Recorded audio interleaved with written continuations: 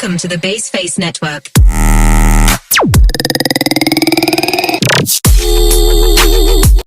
Assalamualaikum warahmatullahi wabarakatuh. Perkenalkan, nama saya Alini Putri dengan NIM SF2306008, jurusan S1 Farmasi. Di sini saya akan menjelaskan materi tentang RNA dan DNA. Komposisi kromosom 1. DNA. Molekul DNA merupakan bahan utama penyusun kromosom. DNA mengandung informasi genetik yang menentukan sifat-sifat suatu organisme. 2. Protein histon. Protein histon membantu DNA untuk dikemas menjadi struktur yang kompak dan teratur. Ada 5 jenis protein histon utama, yaitu H1, H2A, H2B, H3, dan H4. 3. Protein non-histon. Protein non-histon memiliki berbagai fungsi seperti mengatur transkripsi gen, replikasi DNA, dan pemeliharaan struktur kromosom. Struktur pengemasan DNA. 1. DNA untai ganda. DNA terdiri dari untai nukleotida yang saling berpilin. 2. Nukleosom. DNA melilit protein histon oktamer membentuk struktur seperti manik-manik yang disebut nukleosom. 3. Solenoid.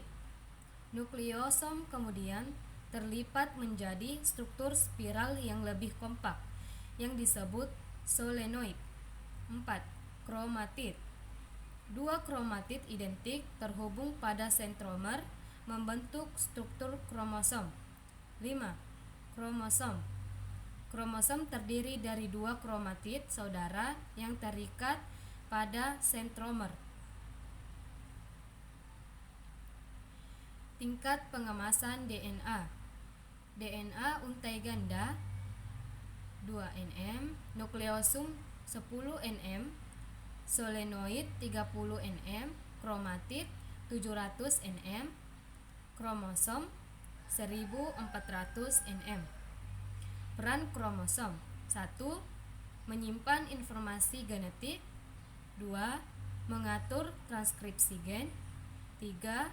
Memastikan pembelahan sel yang tepat. 4. Menjaga stabilitas genom.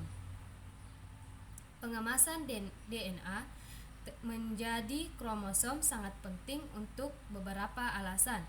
1. Membuat DNA lebih kompak. DNA untai ganda sangat panjang sehingga perlu dikemas agar dapat muat dalam nukleus sel. 2. Melindungi DNA. Kromosom melindungi DNA dari kerusakan akibat agen eksternal. 3. Mengatur transkripsi gen. Struktur kromosom membantu mengatur gen mana yang diekspresikan dalam sel.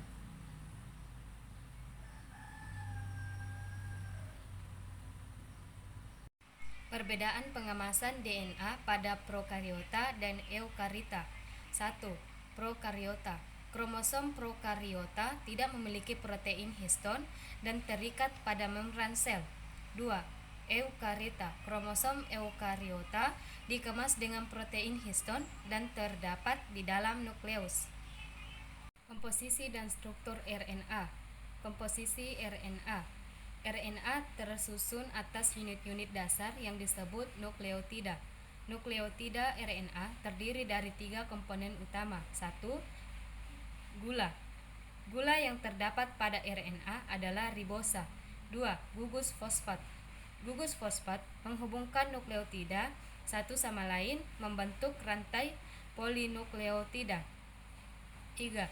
Basa nitrogen. Ada 4 jenis basa nitrogen pada RNA, yaitu adenin atau A, guanin atau G, urasil atau U, dan sitosin atau C. Basa nitrogen pada RNA berbeda dengan DNA yang memiliki tinin atau T instead of U.